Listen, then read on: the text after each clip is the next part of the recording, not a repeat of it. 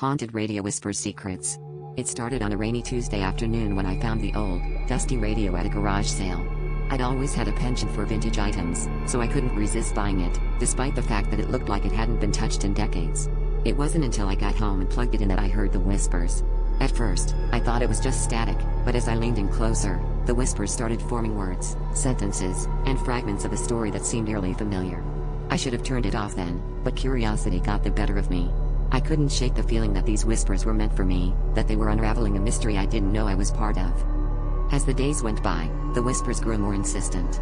They seemed to know things about me, intimate details that no one else could possibly know. At night, I would find myself unable to sleep, the sound of their voices echoing in my mind, urging me to listen, to understand. I tried to ignore them, but the more I resisted, the louder they became. They spoke of a past life, of promises unkept and debts unpaid. The radio had become an uninvited guest in my home, its presence looming over me like a shadow. I felt trapped, ensnared by the very device I had so eagerly brought into my life. Desperation led me to research the radio's origins, hoping to find a logical explanation for the phenomenon. I discovered that it once belonged to a man who had vanished without a trace, leaving behind only the radio and a cryptic diary filled with warnings about voices from beyond. My blood ran cold as I realized the whispers were not just random noise, they were a conduit to the other side, a portal to a fate I was destined to fulfill.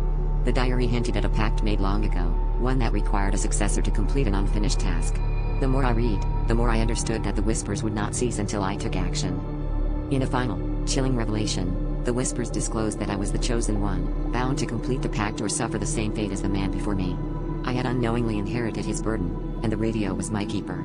The realization hit me like a wave of icy dread, leaving me breathless and paralyzed with fear. My only option was to follow the instructions whispered through the static, to unravel the mystery and appease the restless spirits. Now, every tick of the clock brings me closer to the inevitable moment when I must face the unknown and fulfill a destiny I never asked for.